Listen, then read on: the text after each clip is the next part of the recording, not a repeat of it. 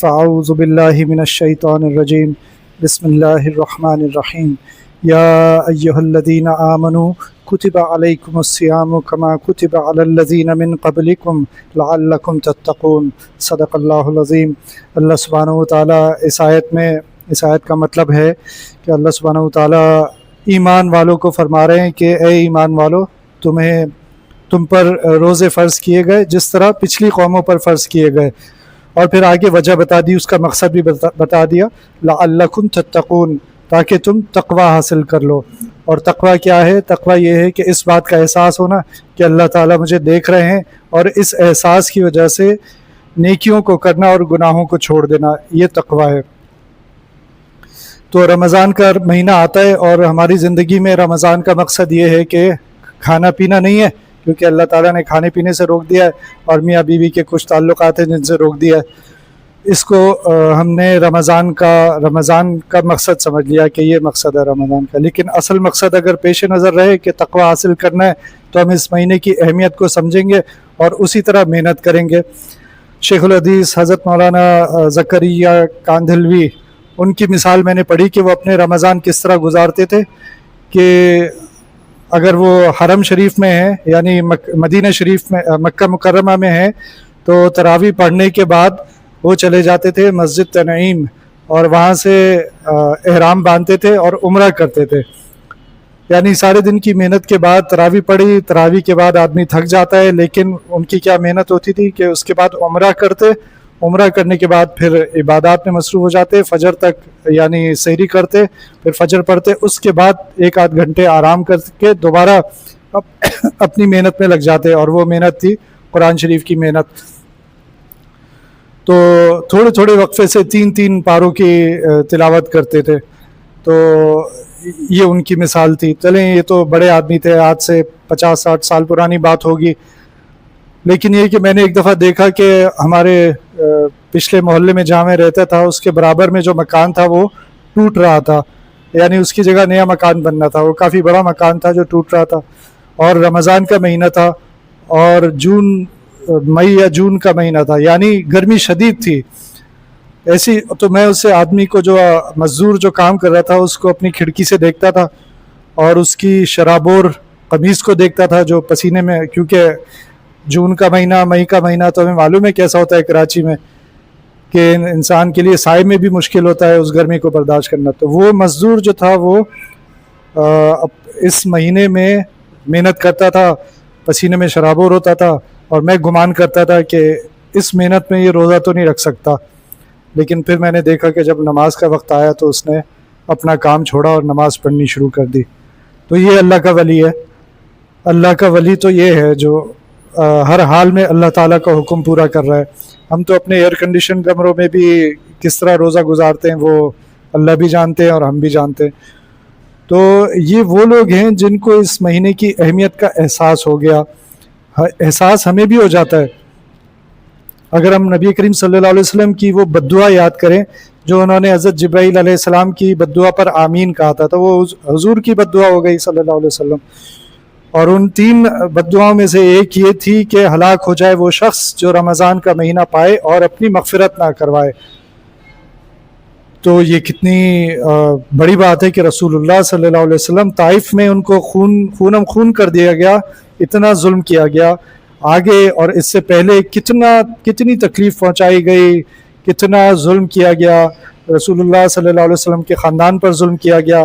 لیکن بددعا نہیں دیتے تھے۔ اور بددعا کس بات پہ دی؟ کہ رمضان کا مہینہ کوئی پائے اور اس میں اپنی مغفرت نہ کروائے۔ تو کیا اس بددعا کا مقصد یہ تھا بددعا دینا تھا، یا ہمیں اس بات کا احساس دلانا تھا کہ دیکھو یہ کتنی گھاٹے کی بات ہے، کتنی خسارے کی بات ہے کہ تم رمضان کا مہینہ تم نے پا لیا ہے لیکن اپنے آپ کو معاف نہیں کروا رہے۔ دوسری بات یہ کہ اگر کوئی رمضان کا ایک روزہ جان بوجھ کر توڑ دے تو اس کے اوپر 60 روزوں کا کفارہ ہے، 60 روزوں کا کفارہ ہے۔ اور یہ 60 روزے اس طرح نہیں ہے کہ سال میں کسی بھی وقت رکھ لیے، بلکہ مسلسل رکھنے، بیچ میں ایک چھٹی نہیں کر سکتے روزے کی۔ اللہ تعالیٰ نے اتنی سخت ایک طرح سے سزا کہیں گے اسے یا کفارہ کہ اتنا سخت رکھا ہے کہ کوئی بھی روزہ چھوڑنے سے ڈر جائے،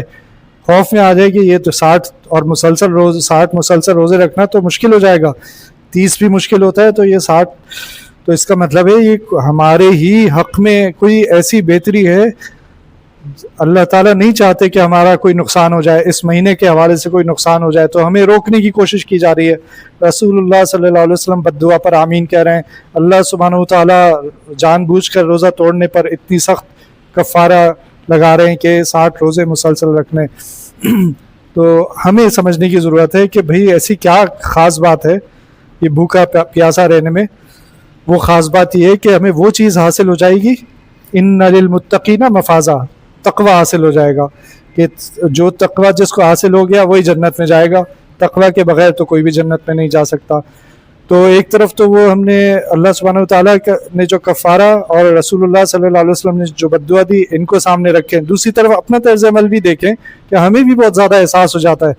اس مہینے میں کہ کہیں روزہ میرا خراب نہ ہو جائے، تو ہم چھوٹی چھوٹی بات یا تو علماء سے یا جو بھی جاننے والے ہیں ان سے پوچھتے ہیں کہ بھئی وہ انجیکشن لگانا ہے، مجھے ڈاکٹر کہہ رہا ہے کہیں میرا روزہ تو نہیں ٹوٹ جائے گا، وہ آنکھوں میں دوا ڈالنی ہے کہیں میرا روزہ تو نہیں ٹوٹ جائے گا، مجھے انہیلر استعمال کرنا ہے کہیں روزہ تو نہیں ٹوٹ جائے گا، وہ اذان شروع ہو گئی تھی اور میں نے آخری لقمہ اس کے بعد لیا، کہیں میرا روزہ ہوا یا نہیں ہوا۔ چھوٹی چھوٹی بات کے بارے میں ہم سوالات کرتے ہیں، اس کا مطلب ہے ہمیں بھی اس مہینے کی اور روزے کی اہمیت کا کچھ نہ کچھ احساس ہے۔ تو جب ہمیں اس کا احساس ہے اور ہمیں ایک چھوٹی چھوٹی بات پوچھ رہے ہیں، چھوٹی چھوٹی بات میں احتیاط کر رہے ہیں، تو اس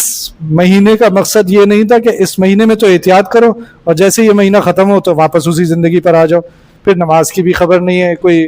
کہ اذان ہو رہی ہے تو میں نماز کی تیاری کروں۔ جو گھر پہ پڑھتا تھا وہ دوبارہ سے گھر میں پڑھنے لگتا ہے، جو پڑھتا ہی نہیں تھا وہ دوبارہ سے نمازیں چھوڑ دیتا ہے، جو تجارت میں جھوٹ پہلے بولتا تھا وہ اب بھی دوبارہ سے بولنا شروع کر دیتا ہے، جو کسی کے اوپر ظلم کر رہا تھا، تکلیف پہنچا رہا تھا، وہ پتہ نہیں رمضان میں اس نے چھوڑا تھا یا نہیں، لیکن رمضان کے باہر اس کی زندگی میں کوئی فرق نہیں پڑتا۔ تو یہ اصل تو ٹریننگ یہ تھی کہ مجھے احتیاط کرنے کا ملکہ حاصل ہو جائے، مجھے احتیاط کرنی آ جائے، میری زندگی میں بات پہ مجھے سوال پوچھنے کی عادت ہو جائے کہ میری شادی ہونے والی ہے، اب اس کے بعد میری زندگی میں کیا شریعت کیا احکام نافذ کرتی ہے میرے اوپر۔ جیسے انسان کی پوری زندگی اس طرح گزرتی ہے کہ بچہ ہوتا ہے تو نماز فرض نہیں ہوتی، بلوغت کی صورت میں نماز فرض ہو گئی، روزے بھی فرض ہو گئے، اسی طرح حج تو فرض نہیں تھا، لیکن جیسے ہی اس قابل ہوا کہ جو حج کی اللہ تعالیٰ جو بھی مطالبہ کرتے ہیں کہ صحت ہونی چاہیے، پیسہ ہونا چاہیے وغیرہ وغیرہ، وہ سب چیزیں حاصل ہو گئیں تو اب حج فرض ہو گیا، اب اس کے اوپر حج کا علم بھی فرض ہو گیا، صرف حج ہی فرض نہیں ہوا، حج کیسے کرنا ہے اس کا علم بھی فرض ہو گیا۔ تو ہماری زندگی میں جیسے جیسے آگے بڑھتے جاتے ہیں تو بہت ساری ذمہ داریوں میں اضافہ ہوتا جاتا ہے، لیکن ہماری زندگی میں اس وقت کوئی سوال نہیں آتا کہ اب میں اگر کاروبار شروع کر رہا ہوں تو اس بارے میں شریعت کیا کہتی ہے، مجھے کیسے کاروبار کرنا ہے، پارٹنرشپ کر لی، الٹے سیدھا زبانی کلامی معاہدے کر لیے، بعد میں آپس میں لڑائی جھگڑے ہو رہے ہیں، پہلے شریعت کا خیال نہیں تھا کہ شریعت کیا کہتی ہے اس بارے میں۔ میاں بیوی کی شادی ہو گئی، کوئی ٹریننگ تو ہوئی نہیں تھی ان کی، نہ ماں باپ کی ٹریننگ ہوئی تھی، انہوں نے جیسے ماں باپ کو دیکھا ویسے ہی اپنی زندگی گزارنی شروع کر دی، یہ پتہ ہی نہیں ہے کہ بیوی کے کیا حقوق ہیں، بیوی کو نہیں پتا کہ مرد کے کیا حقوق ہیں، اور اس طرح ہماری زندگی گزر جاتی۔ تو احتیاط، یہ مہینہ ہمیں احتیاط سکھاتا ہے کہ ایک ایک چیز کے بارے میں احتیاط کریں، معلوم کر کے چلیں، تو اصل میں پھر جب معلوم کر کے چلیں گے تو تقوی حاصل ہو جائے گا۔ بچے ہو گئے، اب بچوں کو کتنے بڑے بڑے ہو جاتے ہیں بچے، نماز پڑھنی نہیں آتی، قرآن شریف پڑھنا نہیں آتا، باپ کی ذمہ داری تھی کہ بچوں کی تربیت کرتا، اسے یہ پتہ ہی نہیں ہے کہ میری ذمہ داری تھی۔ ڈاکٹر بن گیا، ڈاکٹر کو پتہ ہی نہیں ہے کہ میں کیسے، کن صورتوں میں کیا کیا شرائط میرے اوپر عائد ہو جاتی ہیں، اگر کوئی عورت ہے نامحرم ہے جس کا علاج کر رہے ہیں تو پھر مجھے کن چیزوں کا خیال کرنا ہے، اگر روزے دار مریض میرے پاس آ گیا ہے تو اس کے لیے مجھے معلوم ہونا چاہیے کہ روزہ توڑنے کی میں کیسے اجازت دوں گا، کن صورتوں میں اجازت دوں گا۔ ڈاکٹر تو آرام سے کہہ دیتا ہے آپ روزے نہ رکھیں، لیکن یہ کہ ڈاکٹر کو پتہ بھی ہونا چاہیے کہ میں کس صورت میں روزہ نہ رکھنے کی اجازت دے سکتا ہوں۔ تو یہ چند باتیں رمضان کی تھیں کہ اصل جو ہمیں نیت کرنی چاہیے رمضان کی وہ یہ کہ میں اس کا مقصد حاصل کر لوں، اور مقصد یہ ہے کہ میں متقی بن جاؤں، تقوی حاصل کر لوں۔ کوئی بھی متقی بننے والا کام آسان نہیں ہے، اس کے لیے محنت ہے۔ اللہ تعالیٰ نے جو یہ 30 دن دیے ہیں اس میں محنت ہے اور اس میں کمزوری بھی ہے۔ صحابہ کرام لیکن روحانی طاقت ایسی رکھتے تھے کہ غزوہ بدر رمضان میں ہوئی، فتح مکہ رمضان میں ہوئی، تو ان کے اوپر اس سے کوئی فرق نہیں پڑتا تھا کہ میں نے روزہ رکھا ہوا ہے تو میں کمزور ہوں تو میں یہ کام کرنا میرے لیے مشکل ہے۔ جب اللہ تعالیٰ کی طرف سے کوئی حکم آ جاتا تھا تو کوئی بھی کام ہوتا تھا، کتنا بھی مشکل ہوتا تھا، وہ اس کے لیے تیار ہوتے تھے۔ ہم بھی انشاءاللہ کوشش کریں گے کہ زیادہ سے زیادہ عبادات کریں، جتنی زیادہ عبادت کریں گے اتنا ہی تقوی حاصل ہوگا، جتنا زیادہ گناہوں سے بچیں گے اتنا ہی تقوی حاصل ہوگا، اور یہ تقوی ہمیں روحانی طاقت دے گا، اور رمضان کے بعد کی زندگی میں جو ہمیں روحانی توانائی حاصل کرنی ہے وہ حاصل ہو جائے گی، اور پھر وہ چیزیں جو مشکل لگتی ہیں وہ انشاءاللہ آسان ہو جائیں گی۔ یہ رمضان کی بات ہو گئی۔ اب کیونکہ رمضان میں ہی مسلمان زکوٰۃ دیتا ہے، اور سمجھ یہ لیا گیا ہے کہ زکوٰۃ فرض جو ہے وہ رمضان میں ہوتی ہے، حالانکہ زکوٰۃ فرض ہوتی ہے 1 سال گزر جانے کے بعد۔ جب مال آپ صاحب نصاب ہو گئے تو چاہے وہ جو بھی مہینہ تھا اس مہینے کے 1 سال کے بعد زکوٰۃ فرض ہو جاتی ہے۔ تو خیر مسلمان جو ہیں وہ عادی ہو گئے ہیں رمضان میں زکوٰۃ دینے کی، تو یہ بھی پتہ ہونا چاہیے کہ زکوٰۃ کی کیا شریعت کیا کہتی ہے اس بارے میں، زکوٰۃ کیسے کتنی ادا کرنی ہے، کتنا مال ہوگا تو اس کے اوپر زکوٰۃ واجب ہو جائے گی، اور مال میں کیا کیا چیزیں شامل ہو جاتی ہیں، عورت کے اوپر زکوٰۃ ہوتی ہے یا نہیں، عورت کے پاس اگر زیور ہے تو اس کے اوپر زکوٰۃ ہوگی یا نہیں، کیا ملکیت کا تعین ہوا ہے کہ کون سی چیز کا مالک کون ہے، زیور کا مالک اگر شوہر ہے تو اس کے اوپر زکوٰۃ لگے گی، اگر عورت مالک ہے زیور کی تو اس کے اوپر زکوٰۃ لگے گی۔ اس طرح پورا حساب لگانا ہے کہ زکوٰۃ کا حساب کس طرح ہوگا، وہ لگا کے پھر زکوٰۃ دی جائے۔ پھر علماء فرماتے ہیں کہ جس طرح زکوٰۃ دینا فرض ہے اس طرح یہ بھی فرض ہے کہ زکوٰۃ کے مستحق تک زکوٰۃ پہنچائی جائے۔ تو آپ کو یہ دیکھنا ہے کہ میں جس کو زکوٰۃ دے رہا ہوں وہ زکوٰۃ کا مستحق بھی ہے یا نہیں، اور کون لوگ مستحق نہیں ہیں یہ بھی مجھے پتہ ہونا چاہیے۔ تو ایک ابھی پچھلے جمعے کو امام صاحب بتا رہے تھے کہ ایک مالدار آدمی تھا، وہ کئی سالوں سے ایک عورت کو زکوٰۃ دے رہا تھا، پھر کسی نے توجہ دلائی کہ بھئی آپ اس کو کیا زکوٰۃ دے رہے ہیں، انہوں نے کہا ہاں، تو اس نے بتایا یہ تو ہندو ہے، اتنے عرصے سے ہندو عورت کو زکوٰۃ دے رہے تھے پتہ ہی نہیں تھا، تو یہ اب زکوٰۃ تو ادا نہیں ہوئی، معلوم نہیں آگے انہوں نے ادا کی ہوگی یا نہیں، لیکن ایسی صورت میں زکوٰۃ ادا نہیں ہوئی اور وہ پچھلے سالوں کی زکوٰۃ ان کو دینی ہوگی۔ تو یہ چند باتیں تھیں زکوٰۃ، کیونکہ اسی مہینے میں دے رہے ہوتے ہیں تو میں نے سوچا اس کا بھی ذکر کر دیا جائے۔ اللہ تعالیٰ ہم سب کو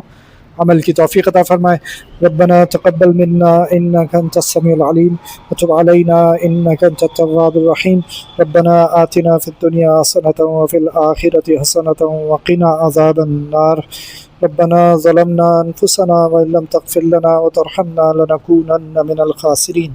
اللهم اعز الاسلام والمسلمين، اللهم اعز الاسلام والمسلمين، اللهم انا نجعلك في نحورهم ونعوذ بك من شرورهم۔ یا اللہ ہمیں رمضان کا مہینہ عطا فرمائیے، یا اللہ ہمیں اس میں داخل کر دیجئے، یا اللہ ہمیں رمضان کے مہینے تک زندہ رکھیے اور رمضان کے روزے پوری طرح حق عطا کرتے ہوئے گزارنے کی توفیق عطا فرمائیے، اور یا اللہ تقوی حاصل کرنے کی توفیق عطا فرمائیے۔ وصلی اللہ تعالی علی خیر خلقہ محمد وعلی آلہ واصحابہ اجمعین، آمین برحمتک یا ارحم الراحمین۔